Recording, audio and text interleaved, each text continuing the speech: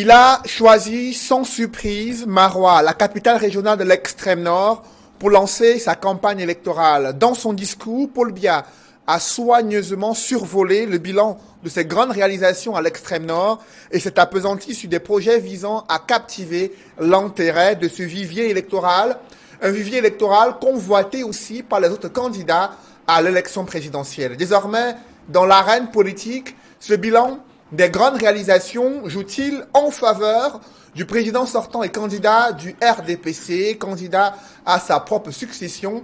Que valent les propositions et les programmes politiques, économiques et sociaux des autres candidats à l'élection présidentielle? Mesdames, Messieurs, Etoudi 2018, ce soir, c'est un duel de choc entre le professeur Charlemagne Pascal Msanga Nyamding. Bonsoir. Bonsoir Cédric. Vous êtes membre titulaire du comité central du RDPC. Merci d'être avec nous. Ben c'est moi qui vous remercie pour cette émission citoyenne de campagne. Et dans ce duel, Wilfried Ekanga. Bonsoir Wilfried. Bonsoir Cédric. Analyste politique engagé au sein du mouvement pour la renaissance du Cameroun. Merci d'être avec nous ce jour. Etoudi 2018, édition spéciale. Je commence avec vous, professeur. Le président sortant, candidat du RDPC, Paul Biya, a lancé sa campagne à Maroua. Dans son discours, le bilan de ses réalisations à l'extrême nord n'a pas clairement été évoqué. Quelle est votre analyse? Quel bilan pouvez-vous faire au sein du parti au pouvoir des réalisations faites à l'extrême nord concernant, bien sûr, le candidat du RDPC?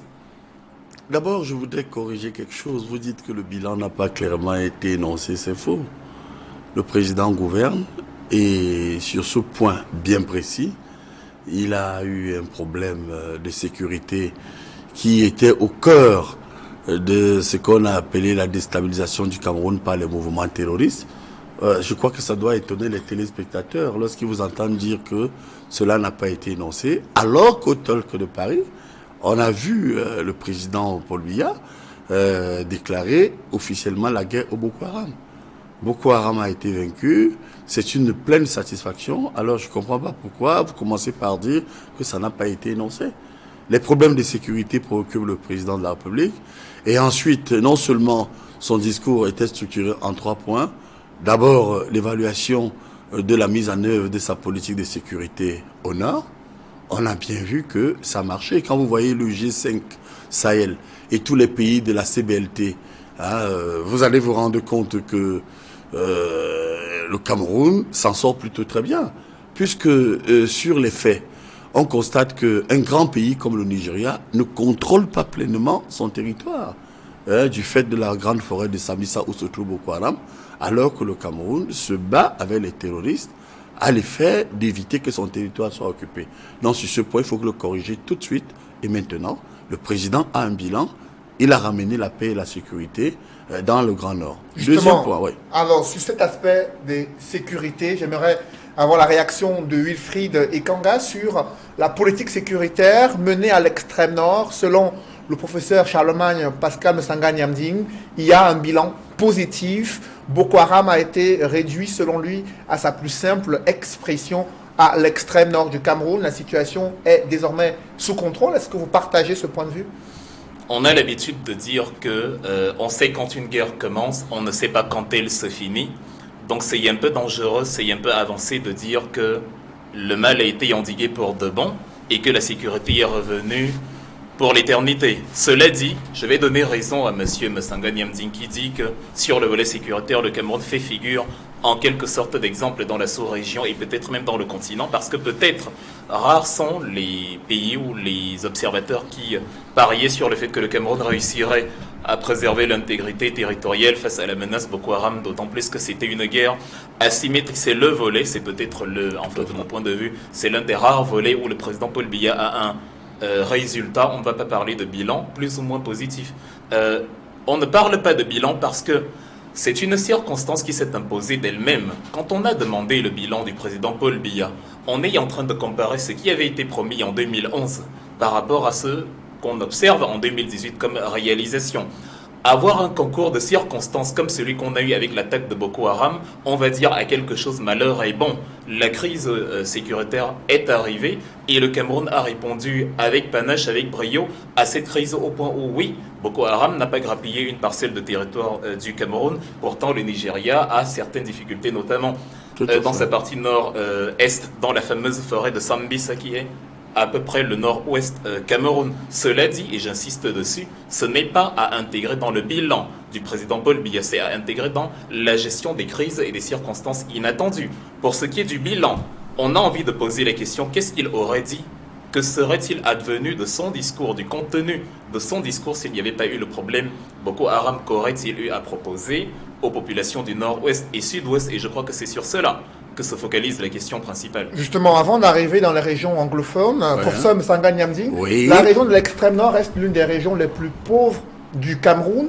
Pourtant, en 2011, le chef de l'État a fait une kyrielle de promesses, notamment la construction de nombreux forages pour faciliter l'accès à l'eau potable pour ces différentes régions. L'accès à l'emploi également est un sérieux problème qui se pose à l'extrême nord du Cameroun et plusieurs organisations internationales ont signalé que c'est l'une des raisons qui a profité à Boko Haram pour recruter des jeunes à l'extrême nord qu'a fait le président Paul Biya pour résoudre ces problèmes durant ce dernier mandat présidentiel. Oui, je le souris parce que vous revenez toujours sur la même chose. Vous dites oui, le chômage, vous évoquez en plus l'insécurité. On vous dit que l'insécurité est terminée. Et je voudrais remercier M. Wilfried Ekanga parce que c'est le type d'intellectuel et de jeunes hommes politiques que le Cameroun a besoin. Vous savez, aujourd'hui, les gens font la polémique et d'ailleurs certains contribuent à faire échouer les rivaux du président Paul Biya parce qu'ils racontent, ils promettent le rêve, ils racontent des choses impossibles, ils ne sont pas cohérents parce qu'ils oublient quelque part gouverner aussi n'est pas une chose facile. Alors sur ce point bien précis, quand vous revenez sur le bilan sécuritaire, on vous dit que c'est terminé. Bon, maintenant le discours du président de la République a été structuré sur 3 points. Le premier déterminant, c'était de dire aux populations, voilà, c'est terminé, nous avons pratiquement vaincu. Comme je l'ai promis, c'est un bilan, Boko Haram. Nous sommes d'accord là-dessus. Le deuxième axe, c'est la prospective. Mais avant la prospective, il y a en 2011, lors de sa campagne électorale, il a évoqué une série de projets qui devaient être réalisés à l'extrême nord. Il n'est pas revenu dessus dans son discours. Si, des choses qui ont été réalisées. Lesquelles, par exemple? Il ne pouvait pas. Mais prenez les différents barrages. Vous avez suivi les discours qui ont précédé celui du président de la République. Mais vous aviez d'ailleurs les élites qui remerciaient le chef de l'État parce qu'il y avait d'autres axes, notamment en matière d'énergie, qui avaient été mis en place, même si, il faut le reconnaître, le barrage de Lac d'Eau et bien d'autres ne sont pas terminés. Bon, le président a également évoqué, attention, surtout ces élites, les principaux axes qui vont apporter le développement, notamment l'université de Maroua, qui est une réalité en matière d'éducation. Et puis, il faut le dire, la réhabilitation de l'aéroport de Maroua-Salak. Bon, maintenant, quand vous nous dites le problème du chômage, oui, écoutez, je voudrais d'abord vous dire que certains ont fait du chômage des jeunes, appelons ça le pont aux ânes de cette campagne. J'ai dit oui, mais il faut quand même rappeler quelque chose. Contrairement à ce qu'on dit, en matière de jeunesse, le Cameroun est aujourd'hui l'un des pays, je vous dis d'ailleurs, sous le contrôle de mon adversaire politique ici, l'un des pays au monde où l'administration est jeune à 80%. Prenez la territoriale. Je voudrais vous dire que 80% des sous-préfets, des préfets, des adjoints d'arrondissement sont pratiquement jeunes. Je ne voudrais pas vous dire d'aller le vérifier sur le terrain. Vous prenez le cas des proviseurs, vous prenez le cas même de certains hauts fonctionnaires, vous prenez le cas de certains hommes d'affaires comme Fongang qui est aujourd'hui à l'ouest ou bien d'autres qui émergent ici et là. Vous allez voir qu'il y a une dynamique, mais il faut le reconnaître, avec la mondialisation, je termine là, nous avons des problèmes qui échappent effectivement aux États africains. Regardez, nous sommes passés du point de vue des relations internationales aux objectifs, aux objectifs du millénaire pour le développement, les OMD, aux ODD. Est-ce que dans l'action bilatérale entre les organisations internationales qui encadrent les dynamiques sociales et politiques en Afrique, on a réussi à faire le premier bilan? Donc il y a une dimension endogène et une dimension exogène qui pose problème. La dimension endogène, oui, je vais vous concéder cela. Il y a la corruption qui ne tient pas. D'ailleurs, il est mieux placé que moi, Wilfried Ekanga, sachant que son candidat est trempé dans des affaires. Nous parlerons de la corruption je là-dessus. Et puis, de l'autre côté, il y a permettez également à Wilfried de réagir. Je termine sur le dernier point avec la permission de Wilfried. Et puis, il y a également une prospective qui a été faite lorsque le chef de l'État a annoncé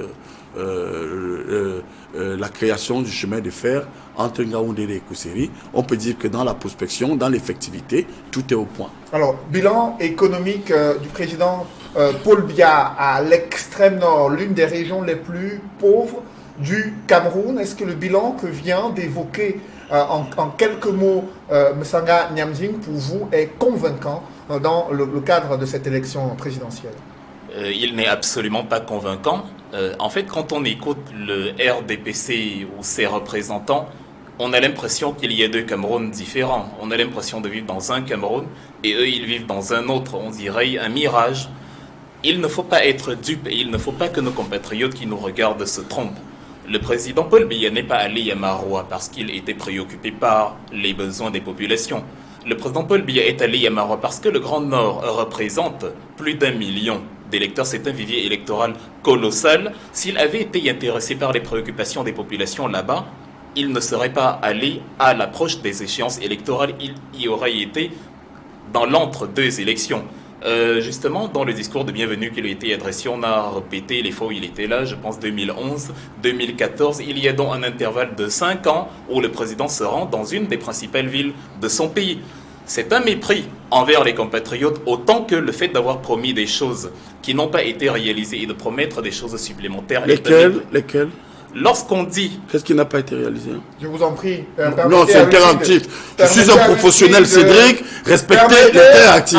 Vous êtes, Cédric, vous êtes plus engagé que lui, apparemment, aujourd'hui. Mais j'ai dit lesquels, j'ai le droit de le dire. J'ai le droit de le dire. Wilfried, allez-y, c'est moi qui donne la parole ici. C'est pour ça que je disais tout à l'heure qu'on a l'impression de vivre dans deux Camerouns différents. Il y en a qui trouvent le moyen de dire que les promesses tenues aux Camerounais par le président Paul Biya en 2011 ont été réalisées en 2018. Dans ce cas, nous vivons dans un mirage parce que nous avons du mal à les observer. Oui. Vous parlez du projet du chemin de fer qui va relier Ngaoundéré à Kousseri. Très bien. Il n'a pas dit comment, il n'a pas dit dans quelle logique.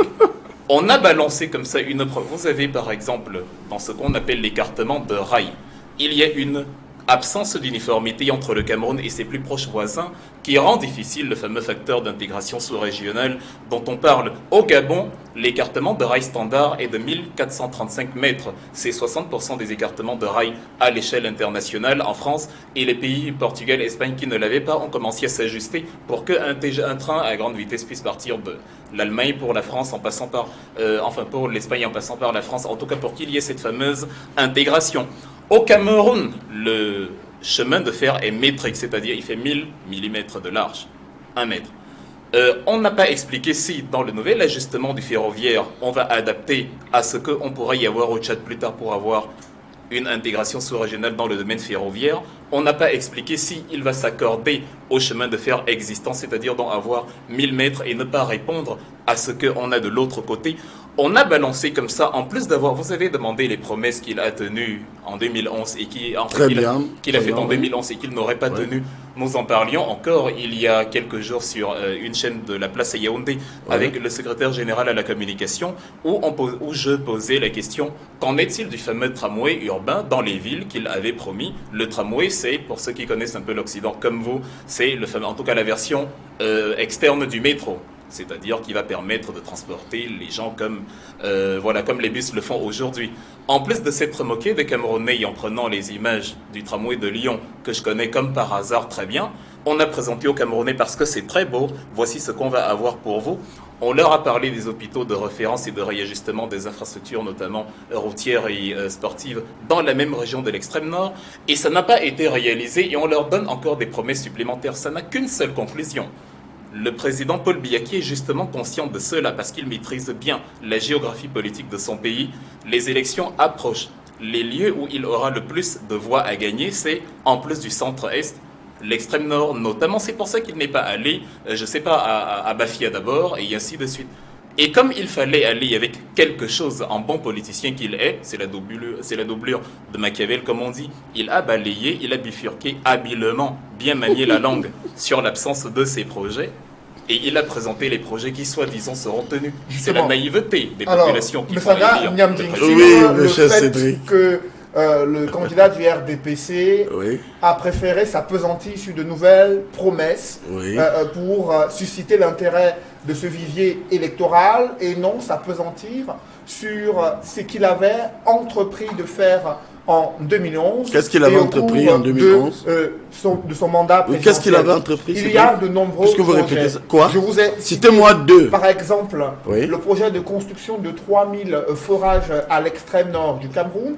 Il y a également la politique du tourisme qui est aujourd'hui plombée par la visibilité qui n'existe pas. Alors, que répondez-vous à ces critiques? D'abord, je réponds sur des promesses imaginaires de mon estimé compatriote du MRC lorsqu'il parle de métro. Vous savez, les Camerounais, plus la campagne avance, plus ils se rendent compte que les opposants, d'abord, ils font preuve d'indiscipline parce que au moins nous, RDPC, nous soutenons le président Paul Biya parce que c'est un chef qui nous discipline. Alors quand on parle de position, ils sont indisciplinés, ils n'ont pas de chef. C'est un groupe acéphale et là encore, ils viennent de faire preuve de cette dimension qui ne ramène pas la confiance lorsqu'il fait croire que c'est à Marois ou à l'extrême nord que le président Paul Biya a promis le métro. Moi, j'ai un agenda, chef de l'État. Je voudrais amener mon estimé confrère, collègue de politique, de retirer un peu, parce que le projet du métro, c'était à Douala. Et ça devait être fait par les Allemands. Effectivement, sur les forages, vous avez totalement raison, Cédric. Ça prouve que vous faites preuve aussi de professionnalisme. Je voudrais vous dire qu'à ce jour, à l'extrême nord, où étaient prévus, je crois, à peu près 3200 forages, on est à 2800 atteints. Et sur ce point, ça aussi, il faut le dire.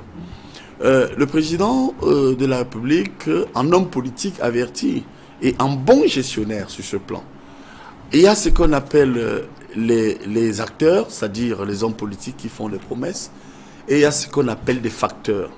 Et là encore, on peut voir que le principal facteur qui nous a fait prendre un coup sur le plan économique, et ça personne ne peut l'ignorer, c'est cette fameuse lutte contre le groupe terroriste Boko Haram, qui, Dieu seul sait, a mobilisé près, et je vais vous donner quelques chiffres dans la programmation, près de 30% et parfois 40% du budget opérationnel de l'État camerounais.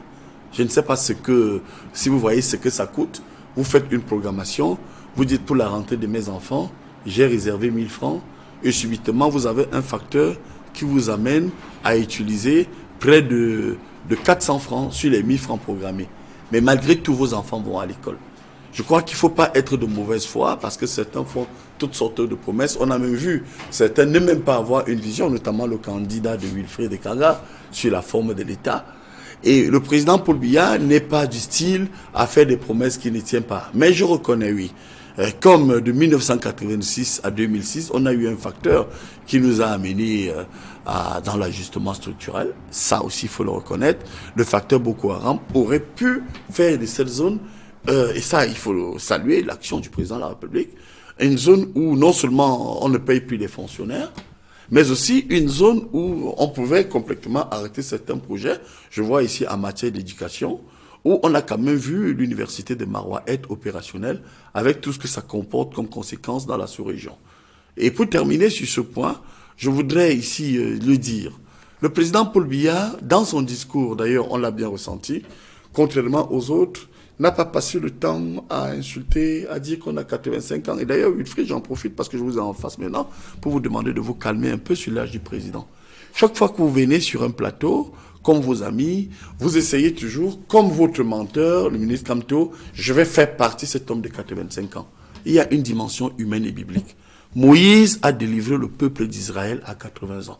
et nous sommes africains. Je ne sais pas si chez vous, dans votre village, et conformément à nos coutumes africaines, moi je suis un Sawa, on peut faire de l'âge d'un individu un programme de campagne. Alors, donc sur ce point, je fais constater que sur le plan politique, on a vu que le président a eu de grands ralliements, FNC, et bien monsieur Moustapha Amadou, monsieur et les autres, Belebouba Maïgari, Issa Chirouma, c'est la preuve que la confiance est revenue. Sur le plan économique, effectivement, la détérioration des termes de l'échange nous a aussi fait prendre un coup au nord. Parce qu'il faut vous rappeler sur ce point bien précis que notre zone du Nord vit essentiellement de la culture du coton, avec la soude de coton qui a elle-même pris un coup.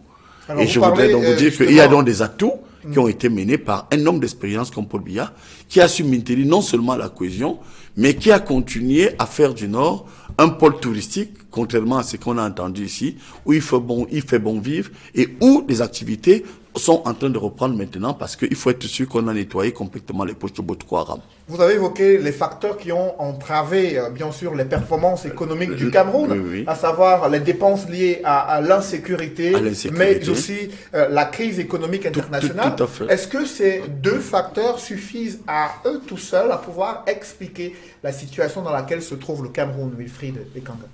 Avec tout le respect que j'ai pour vous, Monsieur Masanga Niamding, il est difficile de vous écouter sans éclater de rire. Vous avez dit... Je vais vous passer des mouchoirs pour vous essuyer les larmes. Vous avez dit il fait bon vivre au Cameroun. Il fait tellement bon vivre que, sans tenter l'expérience d'accorder le visa gratuit à chaque Camerounais, le pays se viderait de sa population le même jour. Parce que tellement on est obnubilé par l'extérieur, convaincu que le chez-soi est l'enfer, que tous les Camerounais s'en iraient. Le deuxième élément, c'est que c'est très intéressant de vous voir fustiger le fait que les représentants d'autres partis prétendument, selon vos propos, insultent, tout en mettant le mot menteur dans cette phrase, et tout en disant vous-même un mensonge quand vous dites que moi, comme les autres représentants du MRC, j'insiste souvent sur l'âge du président. À titre personnel, je ne l'ai jamais fait. Il y a tellement de critères sur le contenu à critiquer dans le bilan, ou plutôt l'absence de bilan du président Paul Biya, que insister sur son âge, en fait, serait un aveu de faiblesse. Je ne le fais pas. C'est la longévité. Je vous concède cela. C'est la longévité cumulée à la médiocrité des réalisations qui, pour vous, sont tellement bien qu'il fait bon vivre, qui est critiqué, en tout cas en ce qui me concerne. Sur les prétendues réalisations, quand vous parliez du chemin de fer, enfin du tramway, je n'ai jamais dit qu'il avait prévu de réaliser le tramway à Maroua. Ce que j'étais en train de dire, j'ai peut-être eu tort de... Les spectateurs doivent rire. Je vous en prie, allez-y. J'ai peut-être eu tort de penser que Yaoundé et Douala sont au Cameroun. J'ai parlé des réalisations qu'il a promis aux Camerounais. Je ne savais pas que pour vous qui demandez, enfin... Pour vous qui vous insurgez quand on fustige l'État central, vous étiez encore en train de présenter le Cameroun comme une entité qui a Maroua dans un autre pays au nord et après Yaoundé et Douala qui appartiennent à un autre pays au sud. Le tramway a été promis à Yaoundé et Douala et vous faites comme s'il a été réalisé. C'est-à-dire ça ne discrédite en rien la critique qui est énoncée. Une promesse a été faite il y a 7 ans et elle n'est pas là. Personne ne voit le tramway, personne ne sait même ce qu'est un tramway. Et vous dites qu'il a été fait il devait être fait par les Allemands. C'est bien de se réjouir qu'en 2018, 36 ans après le président Amadou Ahidjo, le Cameroun en vient toujours pour construire des installations minimales comme celle-là, avec tout le génie dont il regorge, en vient encore à appeler des étrangers pour réaliser son infrastructure de déplacement. La Chine, qui a eu la même aide allemande pour construire ses infrastructures, notamment le CHR3, le TGV chinois, s'est approprié la technologie en déposant une centaine de brevets pour s'accaparer de ce que les Allemands faisaient. Et récemment, Emmanuel Macron et Angela Merkel, c'est-à-dire Alstom, le constructeur français, et Siemens, le constructeur allemand, se sont réunis pour endiguer l'invasion chinoise parce que la Chine, qui pourtant a appris de ces deux pays, est en train encore de venir les concurrencer sur le marché technologique parce qu'elle ne s'est pas contentée de recevoir, elle s'est appropriée cette connaissance-là et vient défier ce qu'ils la lui ont donné. Donc, quand vous présentez le Cameroun, où il fait bon vivre, contrairement à la Chine, où il ferait mal vivre peut-être, comme ce pays-là qui est toujours incapable de gérer ses infrastructures, vu que même sur les autoroutes, ce sont encore les Chinois, pour la maintenance, ce seront encore d'autres personnes, il fait bon vivre pour vous, ce n'est pas le cas pour moi. Sur la forme de l'État et la prétendue indécision du professeur Maurice Kamto, le président Paul Biya séjourne beaucoup en Suisse. C'est très intéressant que je prenne cet exemple. Parce que la Suisse est un pays, c'est certainement en Europe le pays qui a le plus de consultations populaires, c'est certainement le pays qui organise le plus de référendums. Dans l'article 140 de la Constitution fédérale en Suisse, là on parle de consultation facultative et consultation obligatoire. Quand le peuple désapprouve quelque chose, on fait une pétition qui peut regrouper 50 000 signatures, et il y a 100 jours avant l'échéance d'un projet, on soumet et on en discute. Et après, il y a le référendum obligatoire, comme par exemple sur la réforme constitutionnelle, qui a été élaborée ici au Cameroun sans consultation du peuple, parce que l'État central décide de quand est-ce qu'il pleut et quand est-ce qu'il neige. Et le président qui, curieusement, fréquente les mêmes pays, est incapable de matérialiser ça sur le territoire. La Suisse n'en souffre pas, c'est le pays au monde, enfin Genève et Zurich ont été dans les classements les plus récents, toujours classés première et deuxième, ou au pire donc troisième vous, de la meilleure qualité de vie. Il y a une corrélation entre le système de gouvernance et les performances économiques. Messanga Nyamjing, le fait que la forme de l'État soit centralisée selon les observations que viennent de faire Wilfried Ekanga, cela impacte sur les performances économiques du Cameroun. Non, Wilfried Ekanga est perdu, parce que je veux un peu ramener l'ordre sur le plan de l'échange. Nous sommes au nord. Je crois que les téléspectateurs nous suivent et nous sommes en train de voir si les promesses du président, quelque peu, n'ont pas été tenues. J'ai démontré que ça a été tenu. Et même si totalement il y a eu quelques points d'ombre, ça reconnaissons-le, je l'ai expliqué du fait de Boko Haram. Alors c'est lui, vous allez réécouter l'émission, qui a dit on a promis au nord le métro. J'ai dit non, faux. D'ailleurs, je vais vous donner une information. Alstom, d'ailleurs j'ai quelques amis là-bas, ils m'ont fait état de ce que les zones de l'extrême nord qui étaient un peu, peut-être hormis le plateau de la Damawa, même ailleurs, et ces zones sahéliennes, on pouvait y mettre difficilement certains métros. Bon, là, c'est un problème technique. Je ne vais pas perdre mon temps de parole que vous m'avez accordé pour vous donner les plus petits détails. Effectivement, sur un point, et il a raison, parce que s'il veut qu'on revienne vers le sud, j'espère qu'on a terminé avec le nord. Vous voyez donc que le président n'a pas menti au nord. Il est venu, il a une relation historique avec le nord, et on voit bien que, sur ce point, les populations de Marois ont bien pris acte que, même s'il y a quelques problèmes d'hommes, quelques points d'hommes que nous connaissons, cela nous a échappé du fait de cette action de terrorisme qu'aucun État au monde, je vous dis mais vraiment Wilfried, qu'aucun État au monde ne maîtrise. Maintenant, ramener au Cameroun, où vous allez faire une pirouette, c'est là où je voudrais un peu ramener de l'ordre, et parlons donc du bilan du président au Cameroun. Sur le plan politique, personne ne peut ignorer, puisque nous sommes dans le volet sécuritaire, que quelque part, le président Biya, dès qu'il est arrivé au pouvoir, alors mais vraiment la main sur le cœur, le 6 novembre 1982, était d'abord préoccupé par les problèmes de sa propre sécurité. Il en a tellement souffert, Wilfried, que tout le monde sait, au-delà du coup d'État d'avril 84, que le président en a tellement souffert que le Cameroun a pris un coup. Dans ce même élan, le président, en 1988, alors qu'il a annoncé le processus de démocratisation, a été effectivement dans le même élan, là encore c'est un facteur, les problèmes de l'Est, la démocratisation en Afrique, victime de ce qu'on a appelé les villes mortes. Et je vous assure, homme de dialogue, quelqu'un qui a toujours dialogué. Je vous rappelle qu'il a amnistié, il a fait de Ernest Wandje un héros national le 15 janvier 1971. Dans le même élan, le président est revenu. Il a mis en place la tripartite pour qu'on discute. Et aujourd'hui, dans la le même situation élan sécuritaire pour vous, oui. du Cameroun, elle est... comment vous l'analysez actuellement? Je l'analyse du point de vue de la géopolitique, je dirais même d'abord de la géostratégique. Elle doit passer par un dialogue. Regardez quand on a eu le problème de Boko Haram. D'abord même avant Boko Haram, après les villes mortes, le président a appelé tout le monde à ses côtés. Il a mis en place, parce qu'il savait que, même si vous jouissiez de la légitimité, parce qu'ailleurs il y a eu ce qu'on appelle les tentatives de coup d'État, de déstabilisation, qui ont entraîné ce qu'on appelle les conférences nationales, mais ces régimes pour la plupart étaient militaires.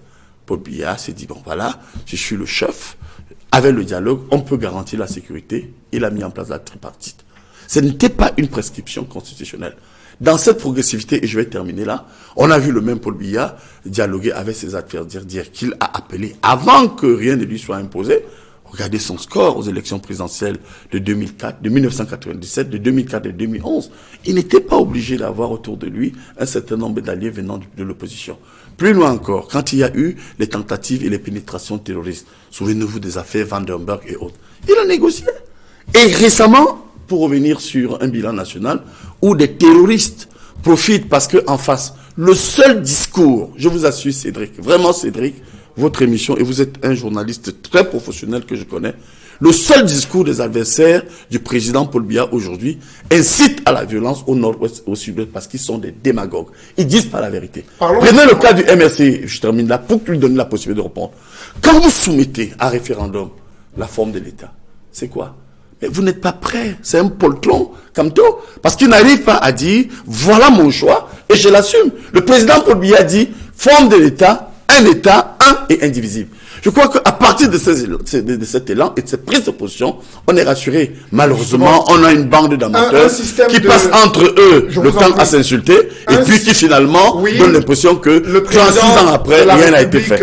Paul Biya qui a choisi le système de gouvernance unitaire et décentralisé. Et à ce sujet, Wilfried Ekanga, on estime, il ne peut pas vous dire, Cédric. Ils sont perdus, ils n'ont pas de position. Le MRC ne fait pas de choix et profite de la situation pour faire la démagogie sur le référendum au cas où le candidat du MRC est élu à la tête du Cameroun. Monsieur Msanga Nyamding, la maîtrise de soi est un corps étranger chez vous.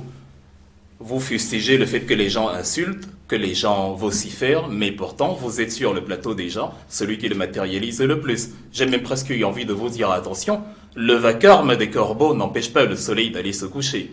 On va regarder encore l'émission tout à l'heure. Vous êtes un beau poète. On va regarder l'émission encore tout à l'heure, comme vous l'avez dit. Oui. Ça va être très intéressant parce que j'ai précisé, le président a promis aux Camerounais le métro. Et il ne l'a pas réalisé. Alors, avançons dans cette émission. Il est perdu. Sur la question. Je vous ai dit que c'est un bébé politique. Il n'a pas d'expérience. La forme de l'expérience, c'est aussi des gens comme nous autour du président qui nous inspirent. Sur cette question, il ne peut rien vous dire. Le MRC. Rien, le référendum. Quand on est à la fois l'arbitre, quand on est l'arbitre d'un match qu'on joue, on ne peut que se convaincre. Je vous en prie, Msanga Nyamding, je vous en prie. Permettez, respectez son temps de parole. Permettez qu'il puisse s'exprimer. Wilfried, allez-y. Oui. L'absence de contenu est justement suppléée par la distraction, comme vous êtes en train de le faire. Oui. Quand on est à la fois l'arbitre d'un match qu'on joue, on finit par se laisser convaincre par ses propres mensonges. Nous laisserons les téléspectateurs nous dire qui est le plus convaincant ou pas. Ce n'est pas à nous, puisque chacun est forcément la forme de son propre côté de déterminer. L'Union européenne est la première économie de la planète. Et l'Union européenne, la plupart des pays ont en commun la monnaie qu'on appelle l'euro. Elle a été soumise à un questionnement dans plusieurs pays, notamment en France, ce qui n'empêche pas la France d'être la 5e puissance économique ou 6e mondiale. Si vous vous basez sur le fait que parce qu'on a appelé le peuple à répondre de ce qui le concerne, on est faible. Si vous êtes parce qu'on compte appeler. Je vous en prie. Non, c'est une faute. Permettez qu'il a appelé. Il n'a pas encore appelé. Parce qu'on compte appeler le peuple. Vous n'avez pas encore gagné les élections. Permettez qu'il aille jusqu'au bout de sa pensée et vous réagirez juste après. C'est mon défaut de pédagogie. Je vous en prie, Wilfried. Non, l'agitation est l'arme des faibles. Le président du parti MRC, Maurice Kamto, n'est pas encore président de la République. Il n'a pas le pouvoir d'organiser un référendum alors qu'il est candidat. Il attend d'accéder au pouvoir, c'est dans l'ordre des choses. Vous seriez attendu à ce qu'il organise un référendum en tant que candidat. Vous n'y serez pas allé, mais en tant que président de la République, c'est la plus haute autorité de l'État. Et justement, lorsqu'elle donne une réforme, le peuple est amené à l'appliquer. La consultation populaire n'est pas un signe de faiblesse, au contraire. La consultation populaire est le rappel au peuple que l'État, c'est vous et nous. Quand je parle de la Suisse où il a séjourné, parce qu'il séjourne en Suisse bien plus qu'au Cameroun, il y a une étude de la Organized Crime and Corruption Reporting Project qui a organisé en mars 2018, ça a d'ailleurs été relayé par BBC News et qui disait que le président, sur ses 36 ans, a passé 4 ans et demi à l'étranger et sur l'intervalle 2006-2009, il a passé 4 mois sur 12 à l'étranger. C'est ça votre programme. Quand on passe autant de temps à l'étranger, on devrait comprendre comment l'étranger fonctionne et ce qui leur donne le pouvoir qui est le leur. Jean-Jacques Rousseau, il est suisse dans le pays dont Paul Biya, dans le pays que Paul Biya visite le plus souvent. Jean-Jacques Rousseau a écrit en 1762 un livre du contrat social où il dit que les décisions pour faire prospérer une société proviennent toujours de ce qu'on appelle la volonté générale. La Suisse a appliqué cette réforme et on voit la Suisse est l'un des PIB les plus élevés du continent. Qui plus est par rapport à sa proportion, c'est le pays avec la meilleure qualité de vie sur le continent. Il a appliqué un modèle précis, et moi, dans la logique, comme dans la logique du MRC, c'est de copier les bons exemples. Vous avez copié votre exemple, vous l'avez matérialisé, et l'histoire nous a montré qu'il a échoué. Ce qui nous amène toujours à parler de la fameuse crise anglophone.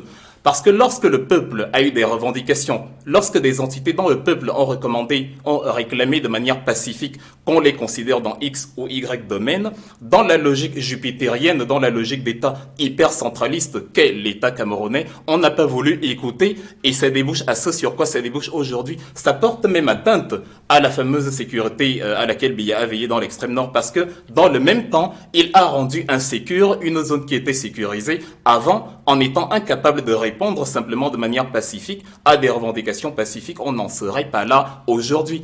L'incapacité y a tiré des leçons de cet état de fait-là et y a pensé que ceux qui veulent utiliser d'autres ingrédients pour avoir d'autres résultats sont faibles est la raison pour laquelle le Cameroun est dans un statu quo permanent. Mais pour vous, il fait bon vivre. Justement, ce système de gouvernance qui est mis en place par le gouvernement camerounais, vous avez suivi les critiques du MRC que c'est la raison pour laquelle cette crise anglophone s'est enlisée depuis déjà 2 ans, parce que le gouvernement refuse d'écouter et a plutôt choisi une méthode assez forte. Selon ces propos, quelle est votre analyse? Quel bilan peut-on faire, par exemple, de la gestion de cette crise anglophone aujourd'hui? Cédric, entre nous, vous voyez pas qu'à écouter M.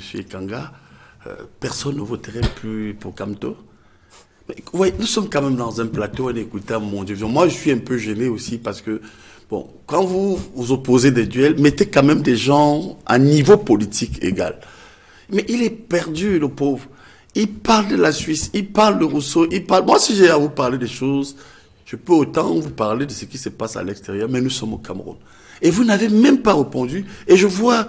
Je ne suis pas comptable de votre incompréhension. Bien, les téléspectateurs prendront acte. Évidemment. Mais je vous avoue que vous comme je connais monsieur Cédric vraiment très bien élevé, bon, il refuse de vous faire remarquer que vous êtes hors sujet. Alors il me pose une question sur la forme de l'État. Vous êtes le seul à le penser. Je reviens sur ce qui est une grosse lacune pour vous au MRC. Le Cameroun va pratiquement à cette élection à un référendum sur certains points. Retenez-le, prenez note un peu, M. Kanga, ça vous fera du bien. Pour nous, l'action de campagne du président de la République, Paul Biya, mon candidat, repose sur 3 déterminants. Le premier déterminant, c'est la forme de l'État. Nous sommes pour un Cameroun, un et indivisible. Ce sera un référendum. Parce que nous estimons que c'est là un instrument fort qui nous permettra de nous projeter vers un développement qui va nous conduire à l'émergence. Pourquoi? Regardez partout dans le monde, lorsque vous prenez l'OA, l'Organisation des États des Amériques, la force de cette organisation régionale dans les Amériques, c'est les 4 sous-régions qu'elle encadre fermement à l'intérieur des États, où on a une zone des Caraïbes, on a une zone d'Amérique centrale, une zone d'Amérique du Sud et une zone d'Amérique du Nord avec le Canada, le Mexique, et ça aussi, il faut le dire, les États-Unis. Ramener à l'Afrique. Quand vous regardez le Nigeria, fédéralisme, là je ne parle pas seulement de lui, moi je suis là pour amener les Camerounais à choisir, pour ceux qui vont voter pour le Biya, sachez qu'il n'y aura pas fédéralisme, parce que le grand voisin Nigeria, qui est un État fédéral, regorge de 4 mouvements sécessionnistes, les Ogoni, les Bafé, les Yoruba et puis les autres. Donc on ne peut pas dire que le fédéralisme c'est une bonne chose.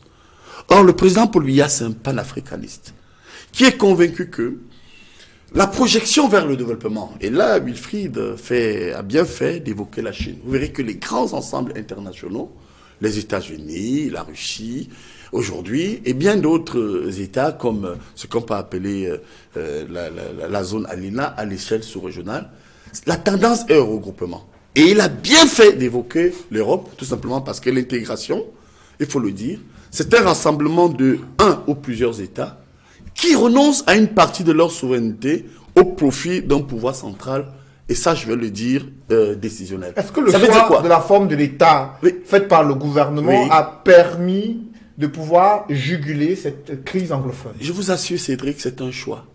C'est un choix technique, c'est un choix stratégique, tout simplement parce que la tendance est au regroupement. D'ailleurs, vous allez voir que dans la grande projection, quand vous prenez notre zone CEMAC, qui nous pose problème, en matière d'élan, en matière de dynamisme et en matière de croissance, c'est parce qu'il y a 2 Afriques centrales. Il y a une Afrique centrale institutionnelle, avec la CAC, et puis avec la CEMAC, et il y a une Afrique centrale géographique qui est partagée entre les anciens pays colonisés par la Belgique et les anciens pays colonisés par la France. Or, en réalité, s'il y a un bloc compact, qui est le Cameroun, qui est stratégiquement entre l'Afrique de l'Ouest, parce que nous sommes frontaliers avec le Nigeria, et tous les autres pays d'Afrique centrale, il est clair qu'un bloc fort avec un Cameroun uni, non seulement ce bloc aura des retombées à l'échelle interne. Vous savez, excusez-moi modestement, je suis chef du département de l'intégration et de la coopération en lyrique. Nous nous battons en fait pour les grands ensembles. Ça veut dire que le Cameroun étant la locomotive, il est clair que si cette dynamique compacte s'opère, on peut juguler. Mais avant d'arriver à ce grand ensemble sous-régional, il y a la question d'appartenance à ce Cameroun qui se pose dans les régions anglophones avec une crise qui sévit depuis déjà plus de 2 ans avec acuité. Alors, qu'est-ce que concrètement le gouvernement a fait pour résoudre ce problème? Alors, sur ce plan, vous êtes brillant, Cédric. Je vous salue parce que quand on a affaire à des journalistes calés comme vous, on répond. La zone anglophone est l'un des blocs historiques qui a commencé par initier la question de la plénitude territorialité du pays. Prenez l'historique, KNDP, Cameroun National Congress, et vous allez voir One Cameroun avec Ndetou Maza. C'était des pays ancrés dans la territorialité. Contrairement à ce qu'on dit, les anglophones ont toujours formé un bloc qui a voulu un Cameroun unitaire. Alors maintenant, si nous... alors, pour répondre à votre question rapidement aussi, parce que je ne voudrais pas faire un hors-sujet, ici, pour vous rappeler que le président, qu'est-ce qu'il a fait? Mais il n'a fait que dialoguer, il poursuit le dialogue. Mais aujourd'hui, c'est que certains ne comprennent pas. Ce n'est plus une crise dite anglophone. D'abord, ce sont des anglophones qui tuent les anglophones aujourd'hui. Il y a plus d'anglophones qui meurent que de francophones. Et aujourd'hui, le président a très vite compris que cette criminalité transnationale qui dépasse la dimension politique où certains ont voulu utiliser ça comme argument, et c'est que Cédric, pour preuve, refuse de comprendre, c'est que son propre leader, qui m'a amusé, alors j'avais mal aux côtes lorsque j'ai entendu le ministre Kamto dire, moi quand je serai président, j'irai sortir des forêts, je vais leur demander, pourquoi Kamto, le ministre Kamto, n'est pas allé battre campagne là-bas? On voit bien qu'à côté, ils nous disent qu'ils vont tout régler. Bon, s'ils sont si gentils, allez battre campagne, au nord-ouest, au sud-est, allez leur dire que vous allez tout faire, et Paul Biya ne va pas le faire, mais ils vont dans des zones stabilisées par Paul Biya, le sud, le centre, l'ouest, l'est, etc., et à la fin, il vient nous dire, oui, quand nous serons présidents, nous allons aller. Il faut y aller maintenant. C'est pourquoi je vous dis que l'absence de programme sur la forme de l'État est une faillite que le peuple camerounais ne vous pardonnera pas. Wilfried, sur la gestion de la crise anglophone faite par le gouvernement, comment appréciez-vous la gestion de cette situation politique et sécuritaire dans le nord-ouest et le sud-ouest depuis 2 ans aujourd'hui? Je constate que dans les régions où tout va bien, entre guillemets, c'est grâce au président Paul Biya. Oui. Et comme par hasard, dans les régions où ça ne va pas bien, il n'est pas comptable de la situation. Non, il est comptable. Il est comptable. Je suis d'accord avec vous sur ce plan. Nous sommes comptables. À un moment donné... Il est garant de l'intégrité territoriale que lui reconnaît l'article 5 de la Constitution. Wilfried, vous avez la parole. À vos collaborateurs représentants du RDPC, oui. C'est cette incapacité, cette absence de patience à écouter et à comprendre son vis-à-vis qui conduit au malentendu que nous avons, qui débouche justement sur la crise politique que vous avez aujourd'hui et dont vous dites que le président Paul Biya n'est pas forcément comptable de cela, que là la responsabilité est partagée, pendant que là où tout va bien, c'est son mérite exclusif. À un moment donné, ayant du respect pour nos compatriotes, tout comme quand vous dites, voilà, lorsque vous n'avez pas compris, quand je parlais de la Suisse et de la Chine, selon vous j'étais perdu, peut-être au fur et à mesure de votre argumentaire, vous y avez vu plus clair et vous avez dit comme ça, comme par magie, c'était devenu très bien les exemples que j'avais pris, la Suisse, la Chine, etc. C'est un débat d'idées, comme vous l'avez dit, et c'est paradoxal que le parti ayant le programme le plus absent soit celui qui s'appesantisse le plus sur le fait que les autres n'ont pas de programme. Encore, on se moque, je ne sais pas si à ce niveau, on se moque des Camerounais, on se moque de nous-mêmes. Je reviens sur la Suisse parce qu'on parle de la forme de l'État. J'étais en train de dire que le modèle politique du pays dans lequel le président de la République passe le plus clair de son temps est un modèle ultra-référendaire. La population est consultée tout le temps. Je n'ai pas l'impression, et vous ne pouvez pas le dire, que la Suisse est un pays faible. Le géant de l'agroalimentaire Nestlé, le tout premier, c'est Jeune Afrique qui le dit, c'est un journal africain, c'est intéressant de prendre ces chiffres, a un chiffre d'affaires de 82 milliards d'euros. C'est 4 fois le PIB du Cameroun. Et là, on ne parle que d'un seul groupe, Nestlé, parce qu'il y a après Rolex, il y a après... On parlera d'industrie dans cette émission. Mais d'abord, la gestion de la crise anglophone, quelle est l'analyse que vous faites de la gestion arrêtez les hors-sujets, vous aussi, Kanga. Vous ne comprenez pas? Être hors-sujet, c'est ne pas... Revenez sur la crise. Mais Sanga Nyamding, permettez-lui de s'exprimer. Allez-y, Wilfried. Être hors-sujet, primo, c'est d'interrompre son vis-à-vis. Il parle comme un lycéen. Oh, ça me gêne un peu. Non, je vous en prie, soyons courtois, messieurs. Je suis courtois. Soyons courtois. Je suis un homme sur politique. Ce plateau. Nous sommes en campagne. Cédric, n'ayez pas pitié de lui. N'ayez pas pitié de lui. S'il n'a pas le niveau, ne m'accusez pas d'incourtoisie. L'analyse que vous faites de la gestion de la crise anglophone. C'est une chose d'être ridiculisé par son adversaire, c'est pire encore de se ridiculiser soi-même. Ah, mon intention n'est pas de vous ridiculiser. La gestion de la crise anglophone, actuellement par l'État camerounais, est une gestion auto-centralisée qui justement a conduit les anglophones à un repli sur soi, à penser qu'ils sont les seuls à souffrir d'un problème dont souffrent en réalité tous les Camerounais. La marginalisation. Quelqu'un avait dit un jour que l'histoire de toute société n'est qu'une histoire de lutte de classe, c'est-à-dire il y a une minorité, ce qu'on appelle l'oligarchie, ceux qui sont au sommet, qui s'accaparent l'essentiel de la richesse au détriment de la minorité populaire. Mais à un moment donné, il y a une partie de cette minorité populaire qui a le courage, avant les autres, d'aller au-devant de la scène et de revendiquer ce que de droit.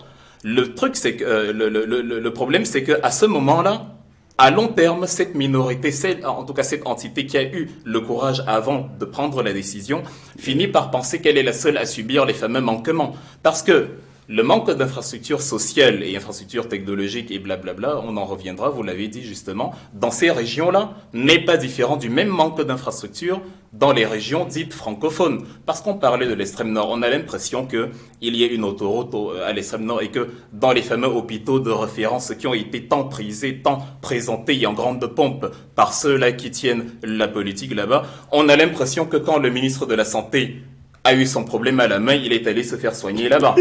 On a l'impression que quand le président du Sénat a eu son malaise, il est allé se faire soigner là-bas. Vous êtes gentil. La gestion de la crise anglophone, justement, provient de cet appareil-là qui a marginalisé la population tout entière et qui n'a pas compté sur le fait qu'une frange de cette population-là, étant donné la petite différence sur le passé historique colonial qui est le leur, allait y avoir une réaction autre que la partie francophone. On parlera certainement de la réforme dans l'armée, dans les institutions militaires tout à l'heure, parce que on dit instituer une armée républicaine avant qu'elle ne soit répressive. Parce que la réponse, le droit de la force avant la force du droit, entraîne les exacerbations de la situation comme dans ce que nous avons en zone anglophone.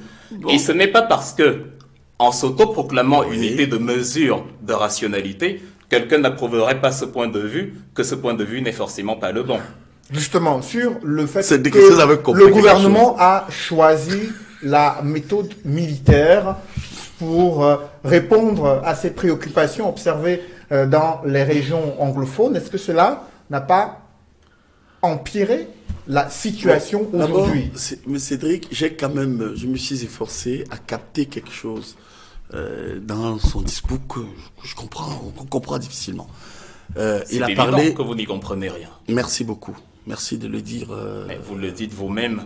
Merci. Alors, vous voyez, Cédric, nous sommes à un débat politique. Je voudrais qu'à travers la posture de ce monsieur, vous voyez, pour qui on peut objectivement voter. Je reste sur la crise anglophone pour répondre à votre question. Il dit, et j'ai capté cette sémantique, les anglophones sont marginalisés. Après 1000 pirouettes, pratiquement de bricolage. Moi, je voudrais démontrer, puisqu'il m'en donne l'opportunité, que c'est faux. Les anglophones ne sont pas marginalisés. Pour 3 raisons. Première raison, lorsque vous prenez les chiffres du Fonds des Nations Unies sur la population, je vous les donne. On dit la zone colonisée par les Britanniques, c'est à peu près 13% de la population. allant même à 15. Et le reste du territoire, c'est 85% de la population, nous francophones, dans la zone colonisée par les Français. Alors, du point de vue matériel, je vous démontre qu'ils ne sont pas marginalisés. D'abord, en matière d'éducation, 15% de la population, parce que le gouvernement l'a voulu, le président Paul Biya l'a voulu, et c'est bien ainsi, impose à 85% de la population le choix du bilinguisme. Ça veut dire qu'ils ne sont pas marginalisés. Allons-y du point de vue matériel, monsieur. Prenez la leçon. Regardez l'université au Cameroun. Notre pays compte 8 universités. Il faut le noter, jeune homme. Sur les 8 universités, les universités de Boya et de Bamenda sont des universités anglo-saxonnes. Les autres universités sont des universités bilingues. Ça veut dire quoi? 85% de la population bénéficie de 100% d'éducation bilingue parce qu'on ne veut pas marginaliser nos compatriotes en question. Je termine sur le 3e déterminant. Prenez les fonctions de pouvoir et de décision. Dans l'État, je laisse le secteur privé. Vous verrez, moi je me souviens, quand on voit un peu ce qui se passe en France, aux États-Unis, même si comparaison n'est pas raison, on va dans des chiffres qui peuvent toucher les téléspectateurs parfois que vous manipulez. Paul Biya, en 36 ans, n'a rien fait. Je vais vous dire quelque chose. Sur ce point, Cédric, une fois de plus, la main sur le cœur, vous allez vous rendre compte que lorsque un francophone, qu'il soit Bamileke, Ewundo, Etoun, Bassa, Fulbe, Makéa est nommé à un poste, par exemple de ministre, le numéro 2 du ministère est anglophone, lorsque ce n'est pas tout simplement le numéro 3. Partout au sein de l'État. Du point de vue de l'analyse, du point de vue de la sociologie politique, entrons dans ce champ. Je ne voudrais pas perturber les téléspectateurs, je voudrais parler comme eux, c'est-à-dire que prenons ces indicateurs. Qu'est-ce que cela veut dire? Cela veut dire que 15% de la population camerounaise, parce que nous pratiquons une politique d'équilibre et de vision linguistique, postes partagés entre anglophones et francophones, partagent 100% de postes avec 85% de la population. Où sont-ils marginalisés, monsieur? Qu'est-ce qui explique que malgré ces déterminants que vous venez d'évoquer, il y a cette situation de tension observée dans ces régions depuis 2 ans aujourd'hui? Bravo, 2 choses. La première, et ça il faut vous le dire honnêtement, vous avez un mouvement sécessionniste qui n'a jamais accepté l'unité du Cameroun. Lorsqu'il y a eu les accords, il faut vous d'abord aller plus loin en descendant ce qu'on appelait les accords, la conférence de Fumban, 61. Aussi bien Djonglu Funcha que Tandemona, personne de ces grands leaders historiques du Cameroun n'ont pris des armes à l'effet de demander au président Ahidjo de transformer le Cameroun. Je vais vous dire rapidement quelque chose, Cédric. Le processus de consolidation de l'État camerounais a connu 3 étapes. Il faut qu'ils prennent des notes. Première étape, 61, réunification, accord des 2 parties. Deuxième étape, sur le plan politique, création de l'INC en 66, où effectivement on a estimé qu'il fallait converger pour mettre en place un État laissé en lambeaux par les colons. Troisième étape, le référendum du 20 mai 1972. À partir de là, la consolidation de l'État était institutionnellement un acquis que nous devrons privilégier. Alors, qu'est-ce qui incite à cela? C'est qu'à côté, il y a des groupes factistes qui se sont transformés en bandits. Et c'est le programme du président. Nous estimons, contrairement à eux, que ce sont des terroristes qui ont occupé cet espace pour des raisons économiques et parce qu'ils veulent vendre le territoire du Cameroun à l'extérieur, qui s'autoproclament ambazoniens. Je vous rappelle quelque chose. Et c'est là où ils vont vite déchanter les opposants et les adversaires de mon candidat Paul Biya, qui est un visionnaire.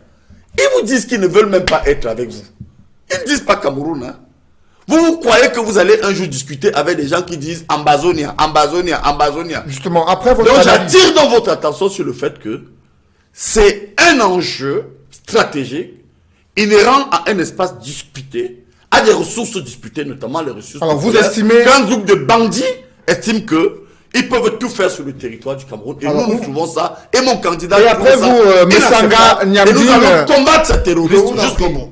Après vous, Messanga Nyamding, il y a un diagnostic que vous venez d'établir sur le fait qu'il n'y a pas de marginalisation des populations anglophones au regard en termes de leur responsabilité à la fois dans l'appareil de l'État, mais aussi des mesures gouvernementales prises afin que ces populations se sentent intégrées dans la transformation du Cameroun. Bravo, alors, est-ce que vous... Wilfried Ekanga, cette analyse que vient de faire, ce diagnostic que vient d'établir Messanga Nyamding, est-ce que vous partagez ce point de vue?